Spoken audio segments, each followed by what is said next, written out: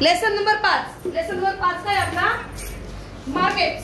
Type of market. हा ठीक आहे. Forms of market, type of market, दोघांचा अर्थ सेमच आहे. आलं का लक्षात तेवढं? काय लक्षात आलं? Forms of market. 5वा लेसन काय आहे? Forms of market. तुमचे पर्सनल वाले तोंड बंद, फक्त माझं चालू राहील. आता आपल्याकडे बाजार. बाजार ही काय नाहीये? ठिकाण नाहीये. Market is not a place, it is an arrangement. बाजार ही ठिकाण नसून एक व्यवस्था आहे. ही डेफिनेशन कायम लक्षात ठेवायची. Market is not place, it is an arrangement where many sellers and buyers come into contact directly or indirectly to sell or purchase. खाली बघ. To sell or purchase काय बरं? Goods or commodities. चला तोपर्यंत आपण एक काम करूया. मार्केटचे तुमचे जे फॉर्म्स दिले त्यांनी 3 प्रकार सांगितले आहेत ना दिव्यांशु? पहिला आहे अकॉर्डिंग टू टाइम. नाही काय रे? प्लेस. प्लेस म्हणजे स्थळ. मग म्हटलंय टाइम म्हणजे काळ. आणि मग म्हटलंय कॉम्पिटिशन म्हणजे स्पर्धा. मग काळामध्ये पण आपल्याकडे आहेत 3. Local, national, international. स्थानिक, राष्ट्रीय आणि आंतरराष्ट्रीय. काळाचे किती आहे? टोटल 4 बाण मारले त्यांनी. काळाचा पहिला बाण आहे व्हेरी शॉर्ट पिरियड, मग आहे शॉर्ट पिरियड, लॉंग पिरियड आणि व्हेरी लॉंग पिरियड. म्हणजे अत्यल्प काळ. कोणतरी बोलतंय. अत्यल्प काळ, अल्प काळ, अल्प काळ, दीर्घ काळ आणि अति दीर्घ काळ. स्पर्धांमध्ये आपल्याकडे बाण आहेत 2. एक आहे परफेक्ट आणि एक आहे इम्परफेक्ट. परफेक्ट म्हणजे पूर्ण, इम्परफेक्ट म्हणजे अपूर्ण. याची व्याख्या आपल्याकडे आहे, याची व्याख्या लिहायची गरज नाहीये क्योंकि याच्यामध्ये प्रकार किती आहेत? चलो देखते हैं. याच्यामध्ये पहिला प्रकार आहे मोनोपॉली, मक्तेदारी. दुसरा आहे ऑलिगो पॉली. हा बघा डिओपॉली लिहून ठेवा. डिओपॉली म्हणजे काय रे? द्विधिकार. हा तुम्हाला इथं नाहीये पण शिकून घ्या. मग आहे ऑलिगो पॉली म्हणजे अल्पाधिकार. मग इथे आहे मोनोपॉलिस्टिक म्हणजे मक्तेदारी युक्त. किती आहे टीचर? ओसी आणि हे सेम आहे ना? हो. ओसी मध्ये ना मार्केट मध्ये फॉर्म्स ऑफ मार्केट मध्ये मोनोपॉली, डिओपॉली, ऑलिगोपॉली, मोनोपॉलिस्टिक, कॉम्बिनेशन अशा आपल्याकडे येत आहेत फॉर्म्स ऑफ मार्केट. आलं का लक्षात? चला टाइप्स ऑफ मार्केट आपल्याकडे काय आहे? अकॉर्डिंग टू प्लेस म्हणजे स्थळानुसार. स्थळानुसार कसं आहे? Local, national, international. लोकल म्हणजे स्थानिक, नॅशनल म्हणजे राष्ट्रीय आणि इंटरनॅशनल म्हणजे आंतरराष्ट्रीय. आता बघा स्थानिक बाजारपेठ कशी म्हणाल तुम्ही? स्थानिक बाजारपेठ पहिले प्लेस, सॉरी पहिले market. What is market? Market is an arrangement. पहिले व्हॉट इज मार्केट म्हणजे मार्केट इज अन अरेंजमेंट. बाजार हे काय आहे? एक अरेंजमेंट आहे, व्यवस्था आहे. इट इज नॉट प्लेस, ही जागा नाहीये. It is an arrangement where many sellers and buyers come in to close contact either directly or indirectly to buy or sell goods and services. म्हणजे बाजार ही एक ठिकाण नसून ती एक काय आहे? व्यवस्था आहे. तिथे अनेक विक्रेते आणि ग्राहक हे एकमेकांच्या प्रत्यक्षात किंवा अप्रत्यक्षात संपर्कात येतात. कशासाठी? वस्तू आणि सेवांची खरेदी करण्यासाठी. भावना पोचली? बाजाराचे आपल्याकडे इथे प्रकार किती आहेत? 3 आहेत. According to place, according to time आणि अकॉर्डिंग टू कॉम्पिटिशन. स्थळानुसार, काळानुसार आणि स्पर्धेनुसार. मग स्थळानुसार काय आहे? लोकल, नॅशनल आणि इंटरनॅशनल. लोकल म्हणजे काय? स्थानिक. नॅशनल म्हणजे राष्ट्रीय आणि इंटरनॅशनल म्हणजे आंतरराष्ट्रीय. आता लोकल म्हणजे बघा, जिथे उत्पादन झाले तिथेच त्याची विक्री झाली, त्याला म्हणायचं लोकल मार्केट, स्थानिक बाजार. काय होतंय त्याला?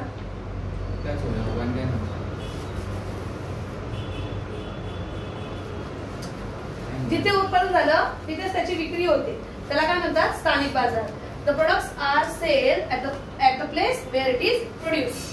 जिथे तयार झालं तिथेच त्याला विकले गेलं, तर त्याला काय म्हणतात? तुमच्याकडे स्थानिक बाजारपेठ म्हटलं जातं. चला, the products are sell where it is produce is called as local market. जिथे वस्तू बनते तिथेच विकली जाते त्याला म्हणतात स्थानिक बाजारपेठ. ओके. 2 नंबरला आहे लोकल मार्केट, नॅशनल मार्केट म्हणजे राष्ट्रीय बाजारपेठ. याला कसं म्हणाल? Where the products are sell or purchase within the national boundaries of country.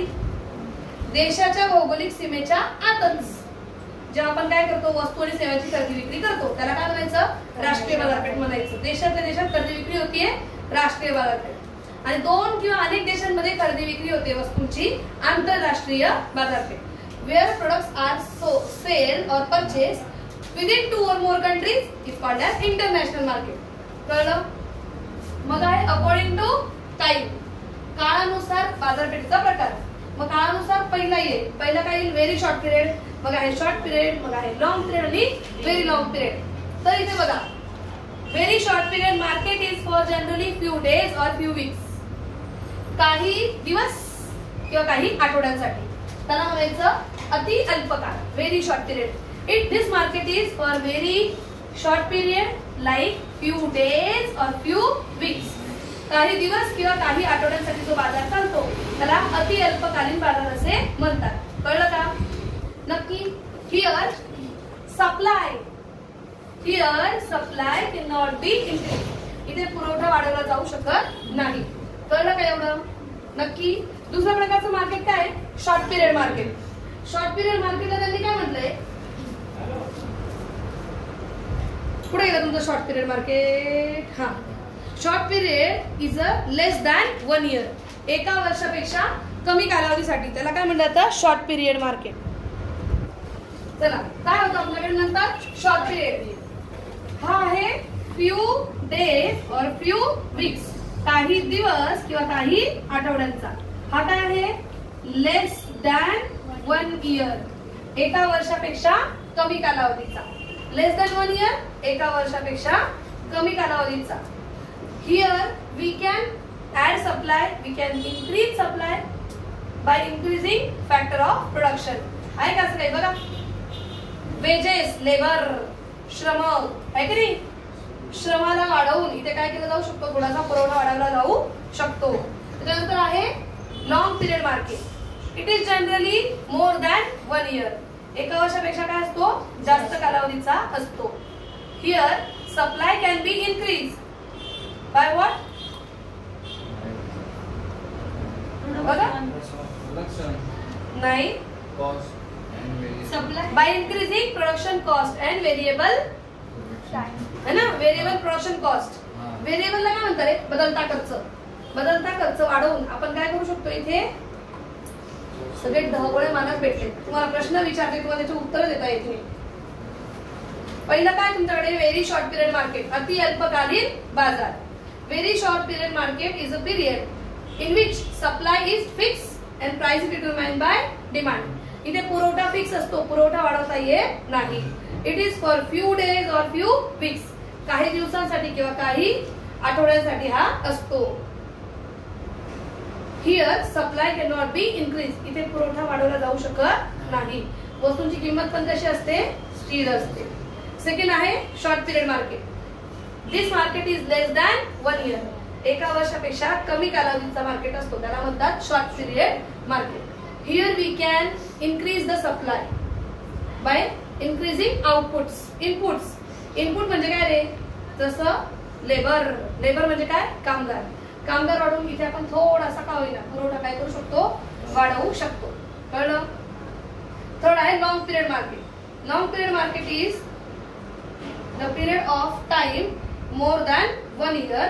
Here all factor of production all factor of production are variable. म्हणजे 1 वर्षापेक्षा जास्त आहे ना, म्हणजे आपल्याकडे खूप सारा काळ आहे. सगळे उत्पादनाचे घटक आपण काय करू शकतो, बदलून सुद्धा उत्पादन वाढवू शकतो. कळलं का. All factor of production are variable म्हणजे याचा अर्थ सगळे उत्पादनाचे घटक आपण बदलून पुरवठा वाढवू शकतो. भावना पोचली नक्की. It is for few years generally up to 5 years. म्हणजे 1 वर्षापेक्षा जास्त आणि 5 वर्षापेक्षा कमी कालावधी. त्याला काय म्हणायचं, लॉंग पिरियड मार्केट, दीर्घकालीन बाजार. 1 वर्षापेक्षा जास्त, 5 वर्षापेक्षा कमी. कळलं. मग नेक्स्ट कोणता आहे तुमच्याकडे बाजाराचा प्रकार, व्हेरी लॉंग पिरियड मार्केट, अति दीर्घकालीन बाजार. This period, very long period is generally for more than 5 years. 5 वर्षापेक्षा जास्त कालावधीचा बाजार म्हणजे अति दीर्घकाळ, very long period market. Here very long period is a production time that is so long that all inputs are variable. all inputs म्हणजे सगळे उत्पादनाचे घटक आपण इथे बदलून पुरवठा हा अचानक वाढवू शकतो. म्हणजे तुम्ही डायरेक्टली ना तुमची अख्खी मशिनरी बदलून इथे काय करू शकतात, पुरवठा वाढवू शकतात. म्हणजे समजा तुम्ही 5 वर्ष पैसे जमा केले आणि 5 वर्षानंतर डायरेक्ट जुनी मशिनरी विकून टाकली, नवी मशिनरी आली. All factor of production are variable. कळलं नक्की, समजले. नेक्स्ट आहे on the basis of competition. Competition म्हणजे काय, स्पर्धा. On the basis of competition, स्पर्धेनुसार. Competition among the sellers and buyers is most important. आता सेलर्स आणि बायर्स यांच्यामध्ये पण काय होते, बऱ्याच वेळेला कॉम्पिटिशन होते. आता आपल्याकडे कॉम्पिटिशनचे प्रकार किती आहेत बघा, 2. पहिलं कोणतं कॉम्पिटिशन तुमच्याकडे, कॉम्पिटिशन 2 प्रकारचे असतात, एक परफेक्ट कॉम्पिटिशन आणि एक इम्परफेक्ट कॉम्पिटिशन. पूर्ण स्पर्धा आणि कोणती स्पर्धा, अपूर्ण स्पर्धा. परफेक्ट कॉम्पिटिशन आणि इम्परफेक्ट कॉम्पिटिशन, पूर्ण स्पर्धा आणि अपूर्ण स्पर्धा. मग परफेक्ट कॉम्पिटिशनची डेफिनेशन काय रे, खूप मनापासून आहे का. Perfect competition is the competition where all producers have perfectly elastic demand for their product. काय बोलले मी पुन्हा एकदा, perfect competition is the competition where all producers have perfectly elastic demand for their products. पूर्ण स्पर्धा म्हणजे अशी स्पर्धा ज्या स्पर्धेत सर्व उत्पादकांच्या उत्पादनाला पूर्णतः लवचिक मागणी असते. कळलं का नक्की. Perfect competition is the competition where all producers have perfectly elastic demand for their product. आलं लक्षात नक्की. ठीक आहे. मग या पूर्ण स्पर्धेचे आपल्याकडे काय असतात, काही वैशिष्ट्य, सम फीचर्स आर देअर. मग पहिलं वैशिष्ट्य बघा तुमचं काय, बरं डेफिनेशन पण दिली बरं आपल्याला, ही ती वाचते बघा की एकदा. ही डेफिनेशन आपल्याला दिलेली आहे John Robinson. Mrs John Robinson यांनी आपल्याला ही डेफिनेशन दिलेली आहे. त्यांनी काय म्हटलंय, perfect competition prevails when the demand for output of each producer is perfectly elastic. Perfectly elastic, पूर्णतः लवचिक म्हणजे काय, लक्ष द्या.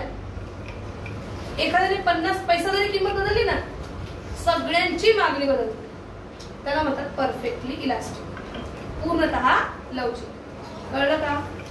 म्हणजे एखाद्याने जरी किंमत बदलली तरी संपूर्ण मार्केटवर त्याचा परिणाम होतो, त्याला म्हणतात संपूर्ण लवचिक मागणी. कळतंय.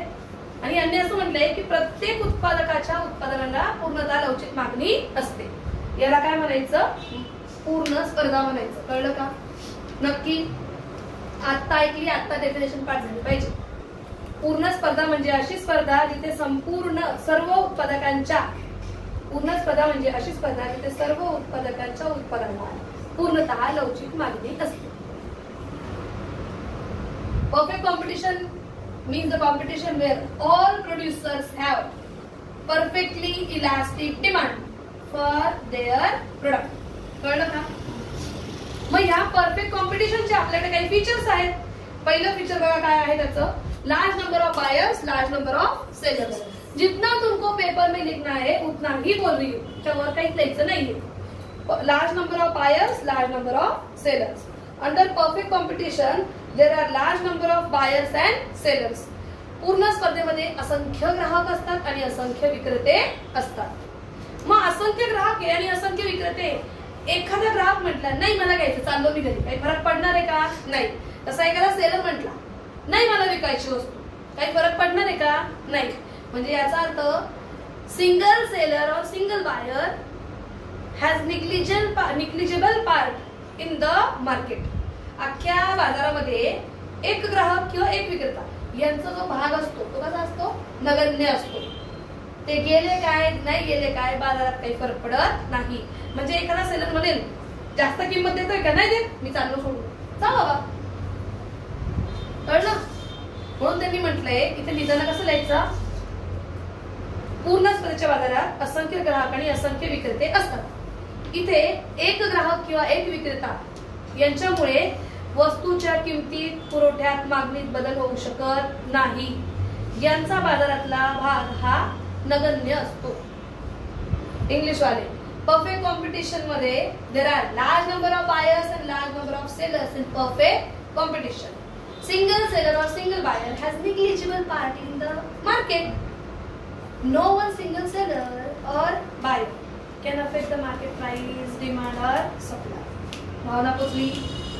अख्ख्या देशामध्ये विकणारे विक्रेते एक म्हटला मी दुकान बंद करतो, कर भाऊ. भावना पोचली? Second feature, homogeneous product. Homogeneous product म्हणजे काय रे? एक जिन्सी वस्तू. होमोजिनियस प्रोडक्ट्स म्हणजे काय? एक जिन्सी वस्तू. ज्या वस्तू आहेत त्या कशा आहेत? एक जिन्सी आहेत. व्हॉट इज एक जिन्सी? Identical to each other, same to same. रंग, रूप, आकार, चव, दर्जा, कलर, टेस्ट, त्यानंतर त्याचा शेप, त्यानंतर त्याची क्वालिटी, ऑल टाइप्स मध्ये ते कशा असतात? Identical to each other in perfect competition. कळलं का? त्याचा अर्थ they are perfectly substitute to each other. इसको लो नहीं तो उसको लो, दोनों के दोनों सेम टू सेम. कळलं? पूर्ण स्पर्धेच्या बाजारात सर्व वस्तू या एकजिन्सी असतात. रंग, रूप, आकार, चव, दर्जा सर्व बाबतीत. म्हटल्यावर प्रत्येक उत्पादकाचं याचं प्रोडक्ट याला, याचं प्रोडक्ट याला एकमेकांना सबस्टिट्यूट आहे, पर्याय. कोई भी ले सकते. समजलं का? नक्की. पण मला सांगा रिअल मार्केटमध्ये असं होतं का रे? प्रत्येकाचं प्रोडक्ट एकमेकांना थोडं बहुत काय असतं? वेगळं असतं. थोडस वेगळं असतं, आहे की नाही? म्हटल्यावर यांनी तर म्हटलंय पूर्ण होमोजिनियस, 1% पण फरक नाही. असं होतं का? म्हटल्यावर ती स्पर्धा इज व्हेरी आयडियल स्पर्धा. काल्पनिक आहे, रिअल लाईफ मध्ये एक्झिस्ट करत. 3 नंबरचं feature, free entry, free exit. हा, मात्र हे मात्र एक्झिस्ट करतं. पूर्ण स्पर्धेच्या बाजारात मुक्त प्रवेश आणि मुक्त निर्गमन आहे. विक्रेत्याला वाटलं नफा आहे तो दुकान टाकेल, त्याला वाटलं नफा नाहीये तो बाजार सोडून जाईल. If the seller has profit in market, he can enter in the market. If he thinks there is loss, he can exit the market. There is free entry and free exit for seller in the perfect competition. कळलं का? पूर्ण स्पर्धेमध्ये विक्रेत्याला बाजारामध्ये काय असते? मुक्त प्रवेश आणि मुक्त निर्गमन असतो. भावना पोचली? चौथं फीचर आहे तुमच्याकडे perfect knowledge about the market. Single price बाजूला ठेवलेली. पुढे perfect knowledge of the market.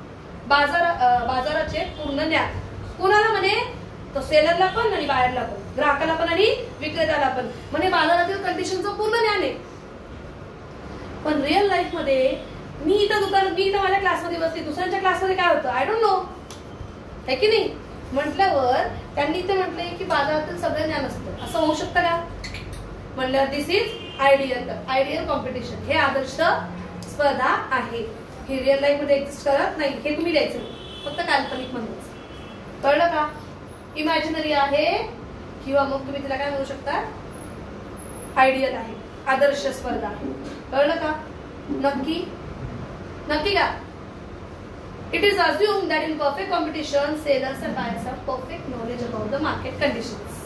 बाजारातील सर्व गोष्टींबद्दल बाजारातील ग्राहकाला आणि विक्रेत्याला संपूर्ण ज्ञान आहे असं यात गृहीत धरलं जातं. कळलं?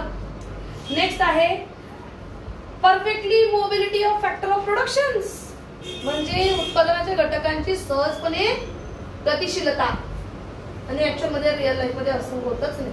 म्हणजे बघा का, हे सगळे उद्योजक आहेत, यातला वर्कर सहज याच्या दुकानात जाऊन काम करतोय, याच्या फॅक्टरीत जाऊन काम करतोय. ऐसा होता है. वेजेस म्हणजे लेबर म्हणजे कोण? श्रम. हा सहज याच्यात जाऊ शकतो, असं होतं का? नाही. म्हणजे दिस इज आयडियल कॉम्पिटिशन. समजतंय? नक्की. पण त्यांनी ते म्हटलंय की this there is a perfect mobility of factor of production. Under this competition, labor and capital are mobile not only to geographically but occupationally. म्हणजे ते तुम्ही ह्या ठिकाणचा व्यक्ती त्या ठिकाणीही जाऊन काम करू शकतो, प्लस इथं तो वर्कर म्हणून काम करतो, दुसरीकडे मॅनेजर म्हणून पण काम करू शकतो. असं perfectly mobile factor of production असत नसतं. तर त्यांनी म्हटले आहे in which competition? Perfect competition. म्हणून तर हे कॉम्पिटिशन कसं आहे? आयडियल आहे, आदर्श आहे. भावना पोचली? नेक्स्ट आहे अब्सेन्स ऑफ ट्रान्सपोर्ट कॉस्ट. ते म्हणता in perfect competition there is no transportation cost. Absence of transportation cost. त्यांचं म्हणणं आहे products are sell where it is produce. जिथे उत्पादन झालं तिथेच ते उत्पादन विकलं जातं. कळलं? हे फीचर त्याचं लिहावं लागेल आलं तर. आणि या लेसन मधनं आतापर्यंत 2 अटेम्प्टला डायरेक्ट 8 मार्काचा क्वेश्चन आलाय. Explain feature of perfect competition एक आलाय आणि एक्सप्लेन फीचर ऑफ मोनोपोली एकदा येऊन घेताय. मक्तेदारी हे बाई फीचर शिकले ना आपण. 8 मार्क सर्व लिहायचे. आम्हाला सगळेच लिहायचे. 8 मार्क आहे, व्याख्या सहित लिहायचे. पुढे लास्ट आहे, सेकंड लास्ट आहे, third last. Absence of transportation cost झाला. नंतर आहे no government intervention. In perfect competition it is assumed that there is no intervention of government. पूर्ण स्पर्धेत असं गृहीत धरलं जातं की सरकारचा हस्तक्षेप नसतो. Buyer can take decisions, seller can take decisions at his individual level. विक्रेता हा त्याच्या इंडिव्हिज्युअल लेवलवर सगळे निर्णय घेऊ शकतो. अशी पूर्ण स्पर्धेची काय आहेत? वैशिष्ट्य आहेत. आणि एक वैशिष्ट्य राहिले ते काय आहे? Single price. कारण ह्याच्यावर एक 4 मार्काचा क्वेश्चन असतो म्हणून मी ते लास्टला ठेवलं.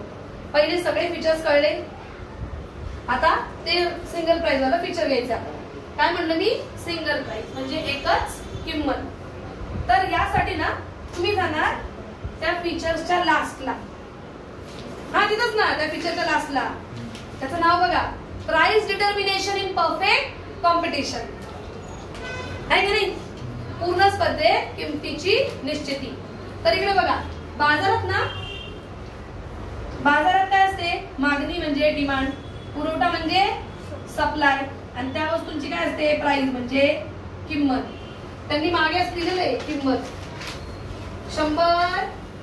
तुम्ही नका बोलू, मी बोलतीये. 100, 200, 300, 400 आणि 500 है ना. आणि यांची मागणी आहे ना, जशी जशी किंमत होती ना, 100 किंमत होती, मागणी होती 5000 किलो. किंमत वाढली 4000 किलो, अजून वाढली 3000, नंतर 2000 आणि मग 1000. पण मला एक सांगा, किंमत कमी आहे म्हटल्यावर पुरवठा करणारा विकायला माल आणेल का? म्हणल्यावर तिथं होता पुरवठा 1000, किंमत वाढली अजून माल आणला, किंमत वाढली अजून माल आणला, किंमत वाढली अजून माल विकायला आणला, अजून किंमत वाढली अजून माल विकायला आणला. म्हणजे याचा अर्थ किंमत कमी झाली असता मागणी वाढते, तर किंमत वाढली असता मागणी कमी होते. या उलट किंमत वाढली असता पुरवठा मात्र वाढतो. भावना पोचली का? नक्की का? प्राइजेस फॉल होत आहे. इकडे माझ्याकडे प्राइजेस फॉल होत आहे, सप्लाय काय होणार? फॉल, पण डिमांड मात्र इन्क्रीज होते. भावना पोचली? नक्की. मग ह्याच्यावरून मी कर्व ड्रॉ केला. काय केला? कर्व. हा बघा वक्र. हा कोण आहे? वक्र. This is demand and supply. Quantity demanded and quantity supplied, and this is your price. मी बोलणार, तुम्ही बोलायचं नाही. 100, 200, 300, 400, 500, 1000, 2000, 3000, 4000, 5000. पहिले मी हा वाला कर्व ड्रॉ करते. डिमांड वक्र, डिमांड मागणीचा वक्र. 100 किंमत होती तेव्हा 5000 इतकी मागणी, इकडे 3000 झाली, 4000, मग 3000, मग 2000 आणि मग 1000. हा कसा होता रे? डावीकडून उजवीकडे खाली सरकणारा. मी सप्लाय कर्व ड्रॉ केला. 100 रुपये किंमत होती, 1000 रुपये पुरवठा होता. 100 रुपये 1000 रुपये पुरवठा. 200 रुपये किंमत 2000 पुरवठा. 300 रुपये किंमत 3000 पुरवठा. 400 रुपये किंमत 4000 पुरवठा. 500 रुपये किंमत 5000 पुरवठा. हा पुरवठा वक्र गेला डावीकडून उजवीकडे वर. या वक्रांना इथे जो पॉइंट आहे ज्याला त्यांनी छेदलंय, इंटरसेक्ट केलंय, तो आहे पॉइंट नंबर ई. या पॉइंट नंबर ई ला मला समजलं की जेव्हा डिमांड आणि सप्लाय सेम होते तेव्हा जी प्राइस ठरते ही वाली प्राइस प्रिवेल करते इन परफेक्ट कॉम्पिटिशन. ती किती आहे? 300. 300 रुपये किंमत असताना पुरवठा 3000 आणि मागणी पण 3000. कळलं का? समजलं का? Yes or no? आता लिहिताना कसं लिहायचं? पहिले फीचर्स मध्ये कसं लिहायचं? फीचर मध्ये लिहायचं वैशिष्ट्यांमध्ये. A single uniform price prevail in perfect competition. पूर्ण स्पर्धेमध्ये एकच किंमत चालते, एकच किंमत प्रचलित असते. कळलं? दुसरं त्याच्यात ती लाईन काय दिली आहे? Which is determined by interaction of demand and supply. Which is determined by interaction of demand and supply. Price किती ठरली? 300. भावना पोचली? तिथे एक लाईन मी तुम्हाला ऍड करायला लावली होती. Here seller is a price taker. इथे विक्रेता हा काय असतो? किंमत स्वीकारता असतो. कळलं का? Here seller is a price taker. कळलं का रे? नक्की? इथे विक्रेता काय असतो? किंमत स्वीकारता असतो. आता हा चौथा. आता नेक्स्ट क्वेश्चन आहे आपला. नेक्स्ट क्वेश्चन काय आहे? Price determination in perfect competition. सुरुवात कशी करायची आणि एंड कसा करायचा सगळं व्यवस्थित सांगतो. मनापासून लक्ष द्या. ओके? किती झोप आली तरी आपल्याला शिकायचंय. चला कसं करायचं? In perfect competition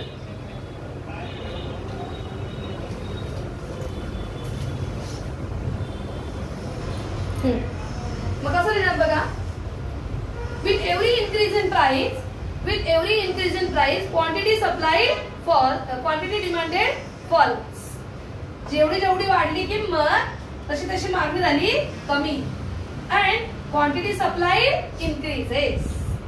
with every increase in price demand falls, supply increases. भावना पोचली? वेगवेगळं लिहितरी झालं. किंमत वाढल्यामुळे मागणी कमी झाली. पुस्तक. किंमत वाढल्यामुळे पुरवठा वाढला. लिहिलं? वरील उदाहरणाप्रमाणे किंमत आणि मागणी, किंमत, मागणी आणि पुरवठा याच्या तक्त्यानुसार बिंदू जोडल्यानंतर मागणी वक्र आणि पुरवठा वक्र काय केले? काढले. आणि मागणी वक्र आणि पुरवठा वक्राचा इथे काय झाला? आंतरक्रियेवरून आपल्याला समतोल बिंदू मिळतो. समतोल बिंदूला काय नाव दिलेलं आहे आपण? ई. या समतोल बिंदूवरून आपल्याला काय मिळाली? समतोल किंमत. याला काय नाव आहे? या 300 ला समतोल किंमत. ही समतोल किंमत पूर्ण स्पर्धेच्या बाजारात प्रचलित असते. कळलं का? नक्की? आणि यावरून पूर्ण स्पर्धेच्या बाजारात विक्रेता हा किंमत स्वीकारता असतो असे दिसून येते. भावना पोचली? इतना ही लिखना. मराठी वालों जरा पढ़ो तुम्हारे पॉइंट्स. इंग्लिश वालों इधर आओ. हम लोग क्या बोलेंगे पहले? As price increases quantity demanded falls and quantity supplied increases. By joining the points we arrived at equilibrium point is called as E. This shows us equilibrium price which is ₹300. This equilibrium price is derived by interaction of demand curve and supply curve. Okay, full stop. This price is prevail in perfect competition. So seller in perfect competition is a price taker. हा कोण असतो? Price taker असतो. किंमत स्वीकारता असतो. कळलं का? मी एवढं जे प्रवचन केलं हे खाली लिहायचं. सबसे पहले लिखने का दिस, फिर लिखने का ये और फिर लिखने का प्रवचन जो मैंने दिया. उतना ही लिखना है, ज्यादा कुछ नहीं. 4 मार्क के लिए इतना लिखा, मोर देन इनफ. समजलं? पॉइंट कळला नक्की? हे होतं तुमचे कोणतं मला परफेक्ट कॉम्पिटिशन. चला या नेक्स्ट इम्परफेक्ट. इम्परफेक्ट मध्ये पहिला कोण आहे? मोनोपॉली. अपूर्ण स्पर्धेमध्ये पहिली कोणती आहे? मक्तेदारी स्पर्धा. हे मोनोपॉली म्हणजे किती सेलर? एकच सेलर. कोणता सेलर? एकच सेलर, सिंगल सेलर. एकच सेलर. एक्झाम्पल देते, रेल्वे गव्हर्नमेंटच सेलर आहे ना, सर्व्हिस देते रेल्वे, पण रेल्वे कुणाची? सरकारची, गव्हर्नमेंटची. So single seller. कळलं? Duopoly 2 seller. HP gas, Bharat gas. Duopoly. द्विधिकार, पण पुस्तकात आपल्याला द्विधिकार नाही शिकायचं. त्याच्यापेक्षा थोडे जास्त विक्रेते, अगदी मोठ्यावर मोजणे इतके नुसतं बोलते हे काही विक्रेते. काही विक्रेते ऑलिगोपॉली. काही विक्रेते काय? ऑलिगोपॉली. ओके. काही विक्रेत्यांना जर अजून थोडे चढवले विक्रेते जास्त अजून, मग त्याला म्हणतात मोनोपॉलिस्टिक कॉम्पिटिशन, मक्तेदारी युक्त स्पर्धा. भावना पोचली का? चला पहिल्या बघायचे मक्तेदारीचे वैशिष्ट्य आणि त्याची definition. What is monopoly? He definition दिलेली आहे तुम्हाला. त्याचं नाव खूप भारी आहे, प्रोफेसर चेंबरलिन. ठीक आहे, मी प्रोफेसर म्हटलं, प्राध्यापक आहे शेवटी ते. प्रोफेसर चेंबरलिन यांनी आपल्याला डेफिनेशन दिलेली आहे. चला डेफिनेशन मी वाचते, हसू नका अजिबात. अरे हा, मोनोपॉली, मोनो आणि पॉली हे दोन्ही वर्ड्स काय आहे? ग्रीक वर्ड्स आहेत. मोनो म्हणजे सिंगल आणि पॉली म्हणजे सेलर. मोनो म्हणजे एक आणि पॉली म्हणजे विक्रेता. एकच विक्रेता, मक्तेदारी. कळलं का? हे मोनोपॉली. इकोचे बरेचसे वर्ड कुठून आले? ग्रीक वर्ड पासून आलेले. हे लक्षात ठेवा, विसरू नका. चला मोनोपॉलीची डेफिनेशन E.H. चेंबरलिनने दिलेली आहे. Monopoly refers to a single firm which has control over the supply of a product which has no close substitute. इतना सब कुछ याद आया तो वेरी गुड. अदरवाइज डायरेक्टली लिहायची सुरुवात करायची. Monopoly is the market where single seller has perfect control over the market product supply of market.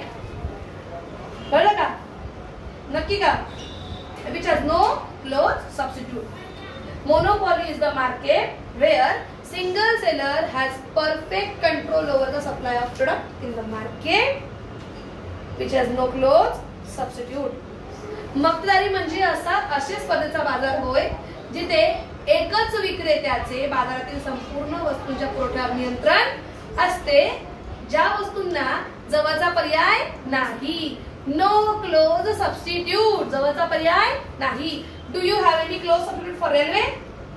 No. भावना पोचली नक्की? चल मग आपल्याला बघायचे मोनोपॉलीची डेफिनेशन. तुम्ही जी बघितली त्यात फीचर नंबर 1 सिंगल सेलर. पहिलंच फीचर आहे एकच विक्रेता. In monopoly there is no competition. स्पर्धाच नाहीये ना, ओनली सिंगल सेलर, क्योंकि वहां पे है single seller. Okay. But the number of buyers are large. विकणारा एक पण घेणारे अनेक. विक्रेता एक पण ग्राहक अनेक. भावना पोचली? सेकंड नंबरचं फीचर त्यांनी डेफिनेशन मध्ये दिलेलं आहे, नो क्लोज सबस्टिट्यूट, जवळचा पर्याय नाही. मक्तेदारीच्या स्पर्धेत मक्तेदाराच्या वस्तूंना जवळचा पर्याय नसतो. In monopoly market there is no close substitute for the product of monopolist. भावना पोचली का? Either buyer has to buy it or go without it. एक तर ग्राहकाला ती वस्तू विकत घ्यावी लागेल किंवा वस्तू विकत न घेता जावं लागेल. भावना पोचली? म्हणून तो काय असतो रे? He is a price maker. अरे तो किंमत करता असतो, असं पण दिलेलं असेल कुठेतरी, नंतर बघू ते. पुढे चला. Next question, next point, barriers to entry. सुना मेरी बात. रेल्वे कोणाची आहे? सरकारची. सरकारने कुठे कुठे ते रेल्वेचे जाळे पसरवले तेव्हा ती रेल्वे चालते. आता उद्या उठून हा म्हटला मी रेल्वे टाकतो, टेक्निकली चुप रे, टेक्निकली हे पॉसिबल आहे का? पहिली गोष्ट टेक्निकली पॉसिबल नाही. लीगली हे पॉसिबल आहे का? कळलं?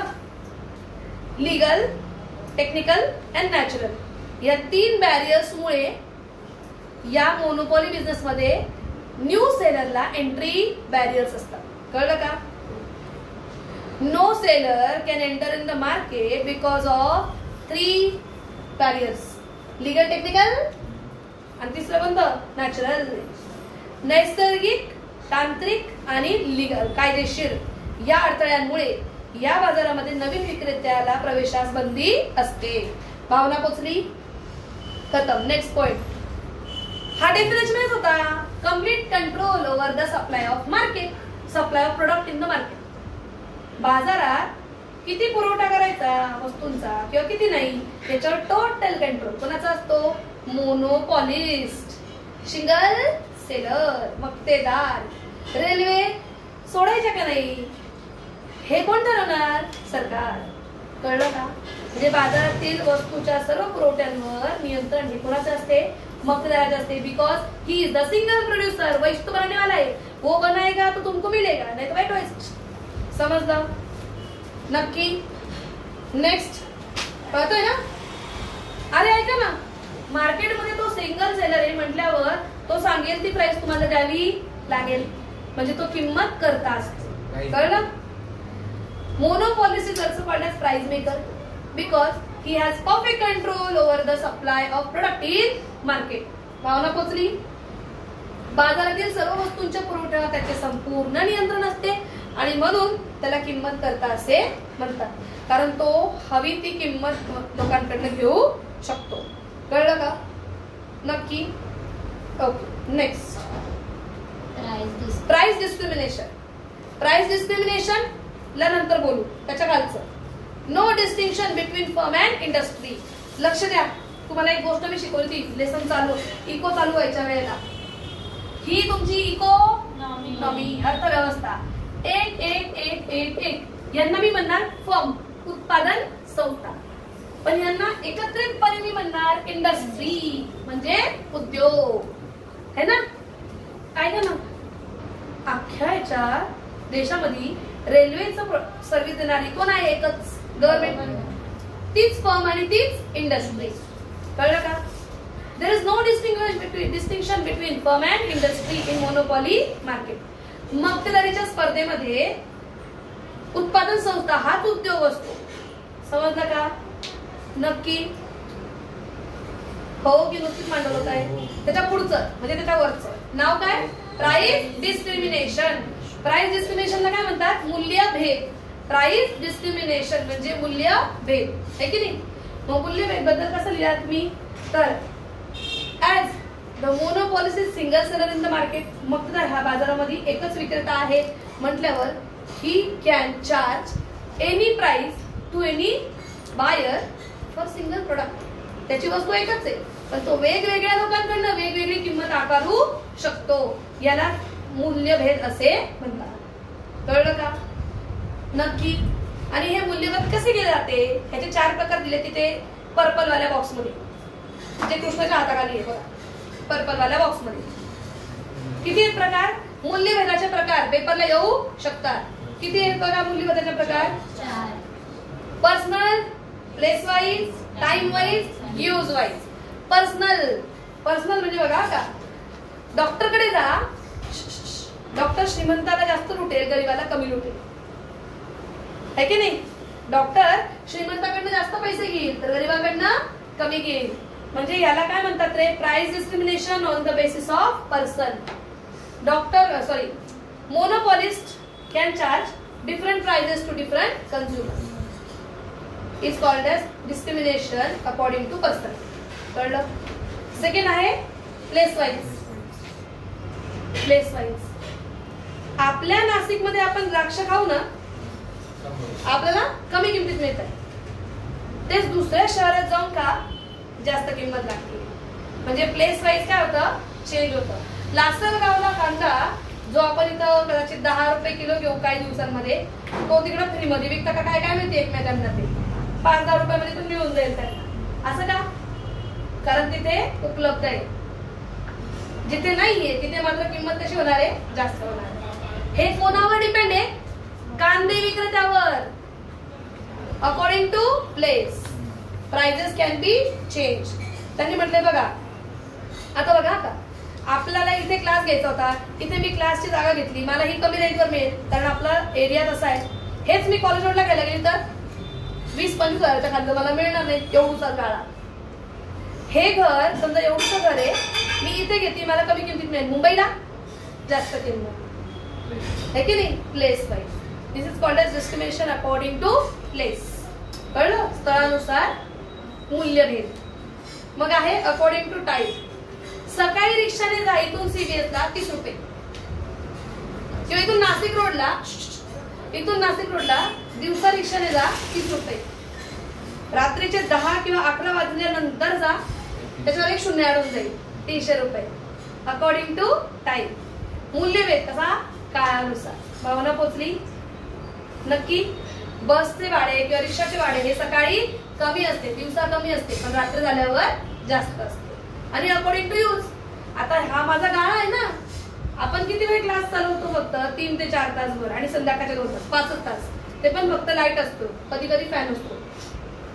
तरी सुद्धा मला बिल कसं येणार? जास्त, कारण हा गाळा आहे आणि तेच वरती घर आहे, त्यांना बिल त्याच्या विषयाने मिळेल. असं का? यूज, कमर्शियल यूज आणि डोमेस्टिक यूज, घरगुती वापर आणि व्यापारी वापर. कळलं का? घरगुती वापर असेल तर वीज बिल येणार कमी, तर ते व्यापारी असेल तर वीज बिल येणार जास्त. Discrimination according to use. उपयोगानुसार मूल्यभेद. भावना पोचली? नक्की. चलो आ जाओ पीछे नहीं, उधर टाइप्स ऑफ मोनोपॉली. मक्तेदारीचे प्रकार. मक्तेदारीचे काय प्रकार? तुमचं अर्धवाला ऍपल, मोबाईल रे ऍपलचा, अर्धावाला ऍपल, मी मोबाईल बनवला आणि त्याला अर्धावाला ऍपल लावला, करू शकते का? याला म्हणतात लीगल मोनोपॉली. किती नंबरला जाऊ चेक करा? 3 नंबर. याला म्हणतात कायदेशीर मक्तेदारी.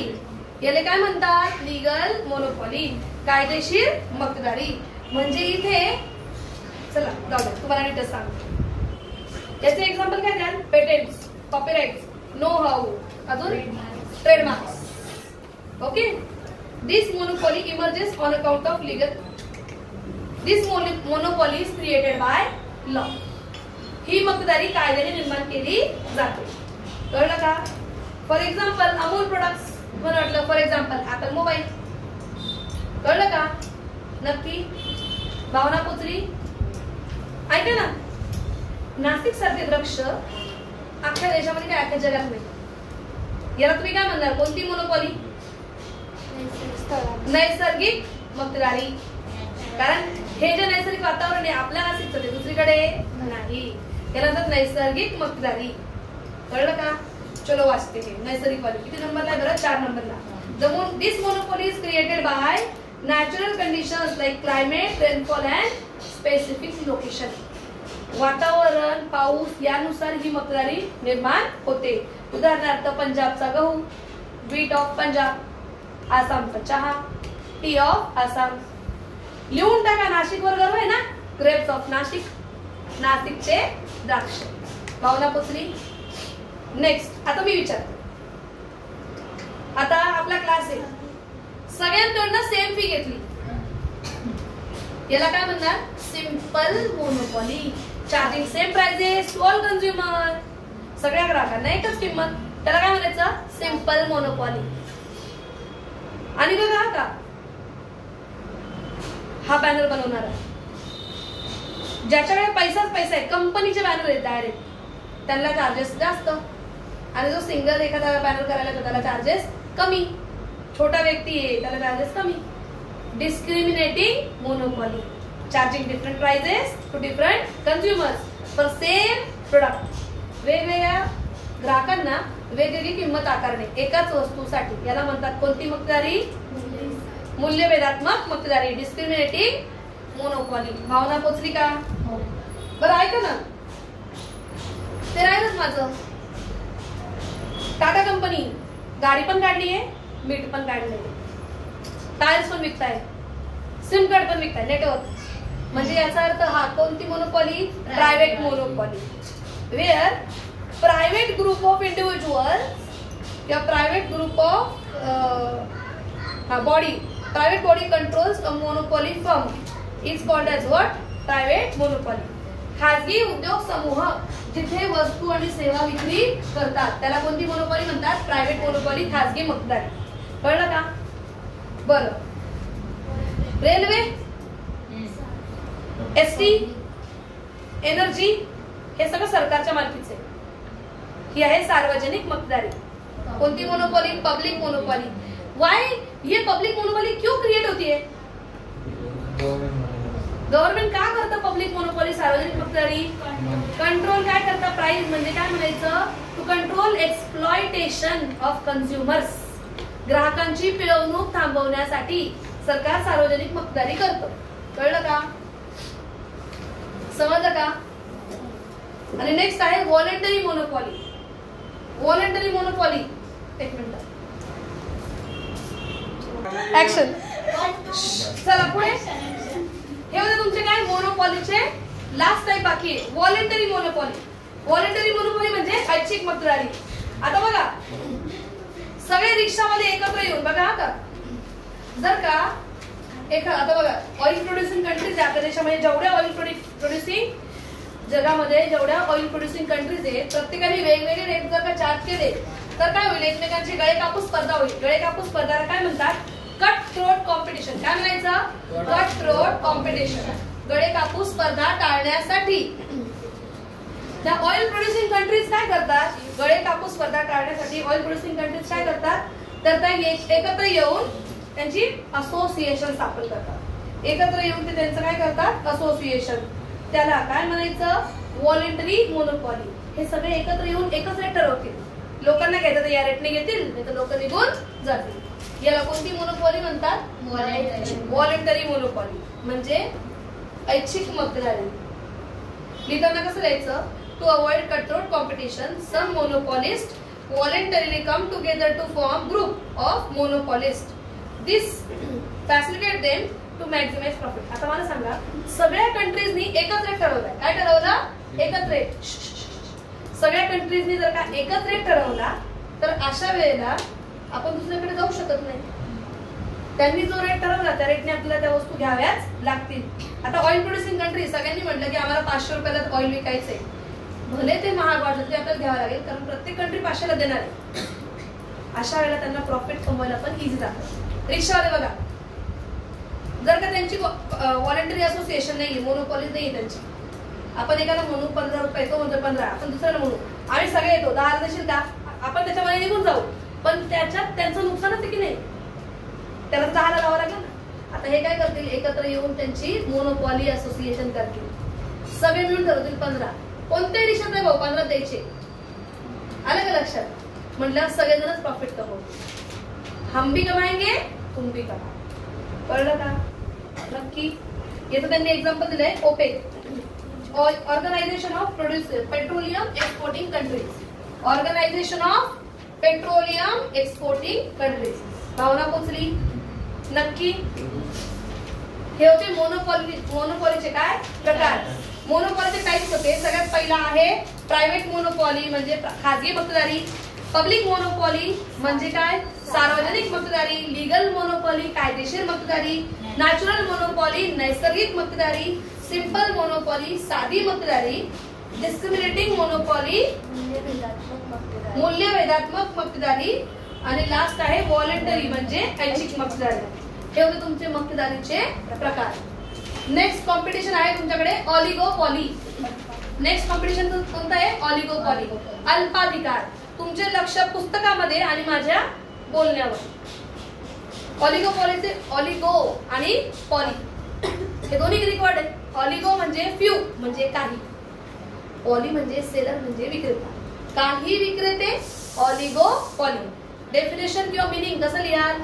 ऑलिगोपॉली is the market where few sellers sell either homogeneous or differentiated products.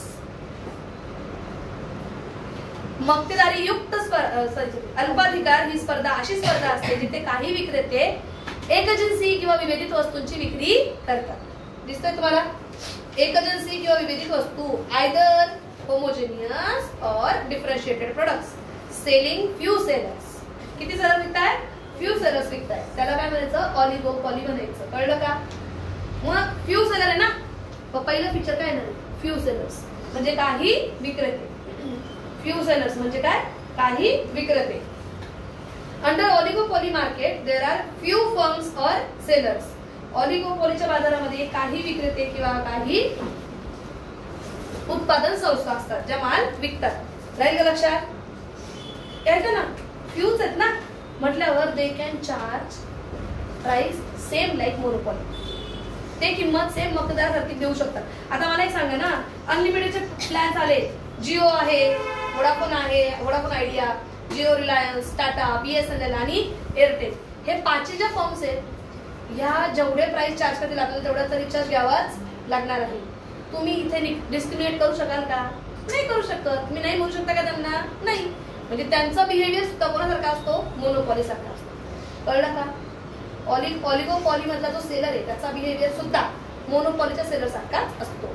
अल्पाधिकार मधले जे विक्रेते असतात त्यांचा वागणूक सेम मतदारासारखी असते. भावना पोचली? कळलं? नक्की समजलं? सेकंड फीचर बघा, इंटरडिपेंडन्स. मात्र इथे बाजारातील सर्व विक्रेते किंवा विक्रेत्यांचा स्पर्धा ही कशी असते? एकमेकांवर अवलंबून असते. कोको कोला, थम्सअप आणि पेप्सी तिघांची जी तुमची काय ती 250 ml का 500 ml काहीतरी ते मिळती बाटली 650 ml ची, ती बरोबर 40, 38 किंवा 37 च्या राऊंड असते. म्हणजे 40 च्या राऊंड असते. एक जण ना तुम्हाला कॅशबॅक देतो, एक जण प्राइस कमी करतो आणि एक जण काय करतो तर तुम्हाला 20% जास्त देतो. तिघांची प्राइस सेम टू सेमच आहे आसपास. याला काय म्हणतात जातं? इंटरडिपेंडन्स. एखाद्याने 1 रुपया कमी केला ना दुसरा लगेच कॅशबॅक देतो आणि तिसरा लगेच काय करतो? 10% वाढवून देतो. कळलं का? नक्की 10% प्रोडक्ट वाढवून देतो, 10% फ्री. म्हणजे इथे सर्व विक्रेते हे एकमेकांवर काय असतात? लक्ष ठेवून असतात. दिलंय ती लाईन वाचूया. त्यांनी म्हटलंय the seller has to cautious about any action taken by competing firms. Since there are few sellers in the market, if any firm makes changes in price, or other firms in industry also try to follow the same to remain in the competition. अगर एक ने दे दिया 35 को 5 रुपये कमी झाला नाही, लोक का बरं दुसरे प्रोडक्ट घेतील? 5 रुपये कमी ते प्रोडक्ट घेतील. कारण सेम एक काळे काळेच प्रोडक्ट्स, गुडगुडे पण येतात, बरंही वाटतंय, गारही आहे. 35 रुपयात मिळतंय, 5 रुपये फ्री मिळतंय, 5 रुपये वाचतायत म्हटल्यावर लोक घेतील का इतर प्रोडक्ट नाही येणार. म्हणून त्यांना एकमेकांवर लक्ष ठेवून, स्पर्धकांवर लक्ष ठेवून तसा बदल स्वतःच्या उत्पादनात करावा लागतो. भावना पोचली? Next, advertising. ओलिगोपॉली के हाथ में, ओलिगोपॉलिस्ट मधला जो सेलर है ना ओलिगोपॉली मधला, उसके पास सबसे बड़ा हथियार जाहिरात, ऍडव्हर्टाइजमेंट. एक म्हणतो तूफान के डर के आगे जीते, दुसरा म्हणतो Thums Up taste the thunder. Pepsi वाला एक जातो आकाशात ना, एक जातो कुठे द्या पाण्यामधून, आहे की नाही, आणि एक पर्वतावरून उडी मारतो. म्हणजे सगळ्यांची जाहिरात कशी आहे? आसपास सेम आहे. जाहिरात कशी पाहिजे त्याचे 2 शब्द दिलेत बघा, अट्रॅक्टिव्ह अँड नाही अग्रेसिव्ह. आक्रमक आणि आकर्षक हे 2 शब्द महत्वाचे. आक्रमक आणि आकर्षक जाहिरात असली पाहिजे. The advertisement must be aggressive and attractive. कळलं का? In which market? Oligopoly market. भावना पोचली? नक्की. नेक्स्ट आहे एंट्री बॅरियर. शेवटी आता तुम्ही उठून म्हटले आम्ही नाही का नेटवर्क टाकतो, जा बरं दुर्गम भागामध्ये टावर टाकून दाखवा. जमणार आहे का? Here also entry barrier same like monopoly. इथे सुद्धा मक्तेदारी सारखीच प्रवेशावर निर्बंध आहे. Due to legal, technological and natural barriers. कायदेशीर, तांत्रिक आणि नैसर्गिक अडथळ्यांमुळे इथे सुद्धा प्रवेशास बंदी आहे. भावना पोचली? Next, lack of uniformity. म्हणजे कसं? एखादी संस्था एकदम मोठी आहे तर एखादी संस्था एकदम छोटी आहे. संस्थांचा आकार कसा असतो? इथे असमान असतो, अविषम असतो. भावना पोचली का? नक्की पक्का कळलं? नेक्स्ट, अनसर्टनिटी म्हणजे there is considerable element of uncertainty in this type of market due to different behavior patterns. Rivals may join hand. He line महत्वाची आहे. लिहिताना कसं लिहायचं बघा. In oligopoly there is uncertainty. एवढं लिहिलं.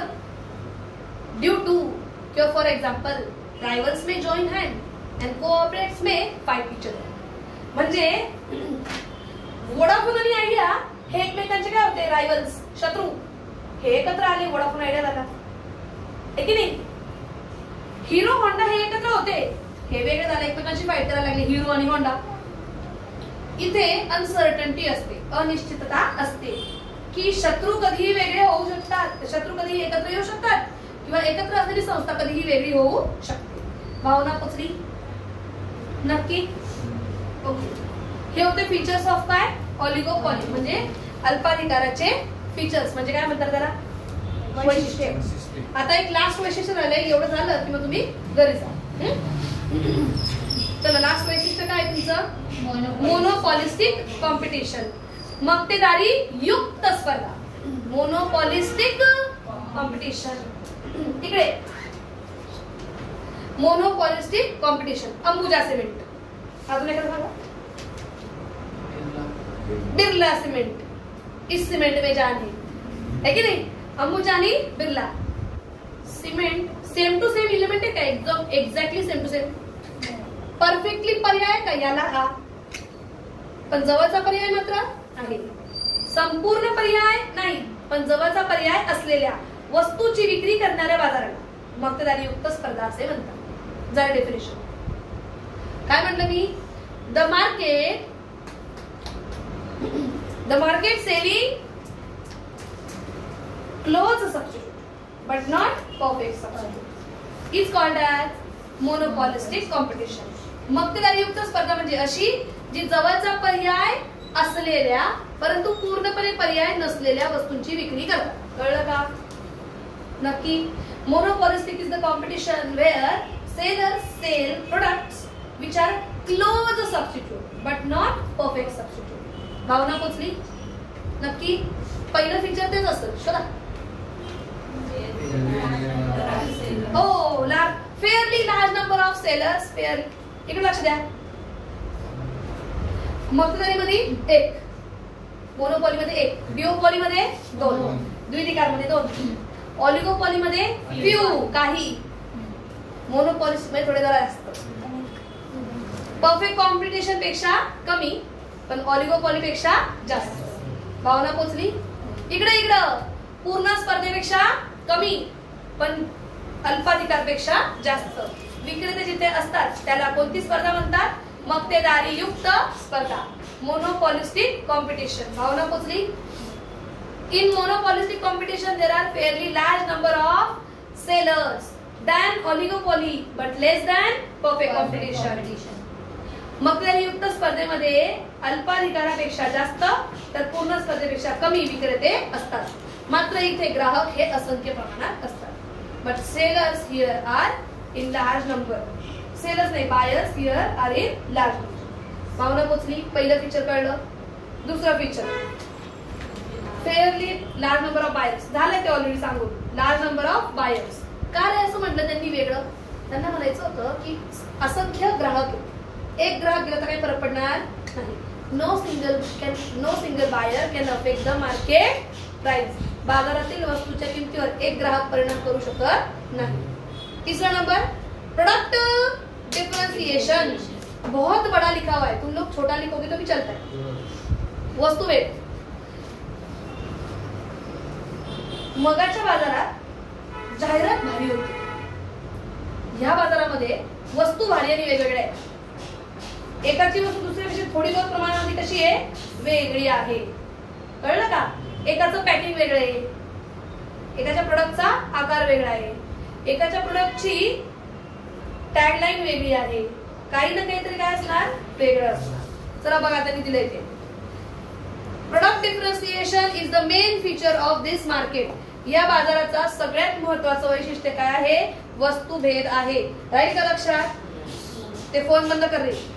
In this market there are many firms are producing particular product. इथे बरेचशा फर्म्स वस्तू बनवत असतात. But in same some other way all products are different from each other. कोणत्या ना कोणत्या पद्धतीने प्रत्येक वस्तू ही एकमेकांपेक्षा कशी असते? वेगळी असते. कळलं का? यांनी एक्झाम्पल पण दिले कसे बघा. Like trademark, brand name. Trademark म्हणजे व्यापार बोधचिन्ह, ब्रँड नेम म्हणजे वस्तूचे ब्रँड. त्याच्यानंतर पेक्युलॅरिटी ऑफ पॅकेजिंग म्हणजे पॅकेजिंग थोडी बहुत कशी असू शकते? वेगळी असू शकते. शेप त्याचा आकार वेगळा असू शकतो. क्वालिटी दर्जा. कव्हर म्हणजे त्याचं वेस्टर्न वेगळं असू शकतं. डिझाईन त्याची डिझाईनला काय म्हटलं बरं? नक्षीकाम हे वेगळं असू शकतं. अँड कलर त्याचा रंग वेगळा असू शकतो. कोणत्या ना कोणत्या पद्धतीने हे काय असतात? वेगळे. साबण, lux, life boy, santoor, Dettol, Liril, अजून तो मेडिमिक्स, मोती. हे बघा प्रत्येकाच्या size, shape, colour, quality something is different. कुछ तो भी डिफरंट आहे. काम एकच आहे पण कुछ तो भी डिफरंट आहे. Is called as monopolistic competition. भावना पोचली? नक्की. त्यांनी एक्झाम्पल दिले. हा रे आपलं मेन एक्झाम्पल विसरलो आपण. एखाद्या डबड्याचा मोबाईल क्वालिटी 112 मेगापिक्सल, एकाच्या डबड्याची 8 मेगापिक्सल, एकाच्या डबड्याची काय होती 48 मेगापिक्सल आहे की नाही, 50 मेगापिक्सल. काम एकच आहे हलू करण्याचं, फोटो काढण्याचं. पण थोडे बहुत एकमेकांपासून कसे आहेत? वेगळे. तुम्ही मोबाईल घ्यायला ना मला साहेब 12,000चा मोबाईल दाखवा ना, तो असे ऑप्शन उभे करून ठेवेल का आपण कन्फ्युज होऊन जाणार की कोणता घ्यायचा. याला म्हणतात कोणता बाजार? Monopolistic competition. मक्तेदारीयुक्त स्पर्धा. भावना पोचली? Don't touch. Next free entry, free exit. मुक्त प्रवेश, मुक्त निर्गमन. मुक्त प्रवेश, मुक्त निर्गमन. इधर in this market if seller has profit he can enter in the market. If he has no profit he can exit the market. जर का विक्रेत्याला नफा असेल तर तो या बाजारात एंट्री करेल, त्याला नफा नसेल तर बाजारात निघून जाईल. बिल्डिंग्स, बिल्डर लोक येतात. याच्यावरून आठवलं इकडे प्रत्येक बिल्डरचा फ्लॅट हा एकमेकांपासून कसा असतो? वेगळा असतो. If they have profit in this sector they can enter. If they find loss they can exit. भावना पोचली? Next selling cost. इधर बहुत ज्यादा है. सेलिंग कॉस्ट विक्री खर्च. मग विक्री खर्च कोणत्याही प्रकारचा असू शकतो. सगळ्यात पहिले आपल्याला आवडतं विंडो शॉपिंग आणि त्यांना काय करायला लागतं? Window display. ते विंडो डिस्प्ले करतील तर विंडो शॉपिंग कराल ना. आज प्रत्येक दुकानदार बघा तो काय करतो? दुकानाचं ते शटर आहे ना त्याच्या पण आतमध्ये एक काच लावतो आणि त्या काचेमध्ये त्याच्या सगळ्या प्रोडक्ट दाखवतो. आज जे किराणे दुकान आहेत त्यांनी पण काय केले रे? स्वतःच्या दुकानांमध्ये असं सगळा माल रचून ठेवला की लोकांना दिसला पाहिजे. विंडो डिस्प्ले जाहिरातीचा एक प्रकार आहे. कळलं का? विंडो डिस्प्ले म्हणजे जाहिरात त्याला म्हणतात खिडकी प्रदर्शन. फ्री गिफ्ट्स म्हणजे मोफत वस्तू. फ्री सॅम्पल म्हणजे पण मोफत भेटवस्तू. टेलिव्हिजन ब्रॉडकास्ट टीव्हीवर जाहिरात, दूरदर्शनवर. होर्डिंग्स मोठमोठाली फलक. एक्झिबिशन्स प्रदर्शनं भरवणं. आणि रेडिओ थ्रू म्हणजे काय असतं ते रेडिओ मानली माहिती मराठीमध्ये. आणि ऍडव्हर्टाइजमेंट वेगवेगळ्या जाहिराती. अशा प्रकारचे selling cost is high in monopolistic competition. भावना पोचली का? सेलिंग कॉस्ट विक्री खर्च हा मक्तेदारीयुक्त स्पर्धेमध्ये सर्वात जास्त असतो. खूप महत्वाची एक गोष्ट आहे बरं का. तुम्हाला सेलिंग कॉस्ट म्हटलं ना तर मोनोपॉलिस्टिक कॉम्पिटिशन. विक्री खर्च आहे, विक्री खर्च ना तर मक्तेदारीयुक्त स्पर्धा. आणि जाहिरात आहे तर ऑलिगोपॉली, अल्पाधिकार. कळलं का? नेक्स्ट क्लोज सबस्टिट्यूट अवेलेबल आहे पण परफेक्ट सबस्टिट्यूट अवेलेबल नाही. जवळचा पर्याय आहे पण संपूर्ण पर्याय नाही. कारण तुमच्याकडे ते कोणते ते दोन ते एक ओव्हर नाही ओप्पो आणि एक आहे विवो. एकमेकांना क्लोज सबस्टिट्यूट आहे. थोडं बहुत काम करू शकता सेम टू सेम.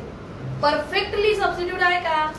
प्रत्येक मोबाइल में कुछ ना कुछ तो क्या है डिफरेंट है की नहीं? नक्की क्लोज सबस्टिट्यूट आहे आणि परफेक्ट सबस्टिट्यूट नाही. पूर्ण पर्याय आहे का? नाही. जवळचा पर्याय आहे पण पूर्ण पर्याय नाही. आणि लास्ट कन्सेप्ट ऑफ ग्रुप. इकडे लक्ष द्या. हे पण मी इथं येईल मुद्दाम बोललेलं होतं. ही अर्थव्यवस्था आहे. यात एक बॅग विकणारा, अनेक बॅग विकणारे, सगळे बॅग विकणारे. एकेकाला म्हणलं होतं मी काय? फर्म, उत्पादन संस्था. सगळ्यांना मी म्हणलं होतं उद्योग. काय म्हणलं होतं? उद्योग. लई मनापासून लक्ष द्या बरं का. ते कुठे गेलो? हा ऑब्जेक्टिव्हला येणारा क्वेश्चन आहे. हा उद्या ना मी तुम्हाला ऑब्जेक्टिव्ह वर पण एक पीडीएफ बनवलेली आहे, व्हिडिओ बनवली आहे, ती युट्यूबवर टाकते, तर ती पण बघायची बरं. चला लक्ष द्या. उद्योग काय? उद्योग म्हणजे काय रे इंग्लिश मध्ये? इंडस्ट्रीज. पण हे कसे सेल करतात प्रोडक्ट? एक जिन्सी. कसे? आणि एक आहे ग्रुप. ग्रुप म्हणजे गट. काय? गट. यांच्या मात्र प्रोडक्ट कसे असतात? डिफरंट. डिफरंट म्हणजे काय? वेगळे. वेगळे. आणि एक एजन्सी कुठे असते? इन परफेक्ट कॉम्पिटिशन, पूर्ण स्पर्धा. आणि डिफरंट प्रोडक्ट्स कुठे आहेत? आपल्याकडे मोनोपॉलिस्टिक कॉम्पिटिशन. लास्ट फीचर गटसंकल्पना आहे की नाही? ग्रुप कन्सेप्ट काय म्हटलं त्याच्यामध्ये? A group means number of firms producing differentiated products which are closely substitute to each other. जवळचे पर्याय असलेल्या वस्तू बनवतात त्याला म्हणतात. मग त्याला युक्त स्पर्धा आणि त्याला गट संकल्पना असे म्हटले जाते. For example group of firms producing medicine. Group of firms producing medicine. Group of firms producing automobiles. कळलं का? ऑटोमोबाईल्स त्या मराठीत काय म्हणले का? मराठीत एक्झाम्पल वाचतो त्याचे. उदाहरणार्थ औषधे उत्पादित करणाऱ्या संस्थांचा समूह.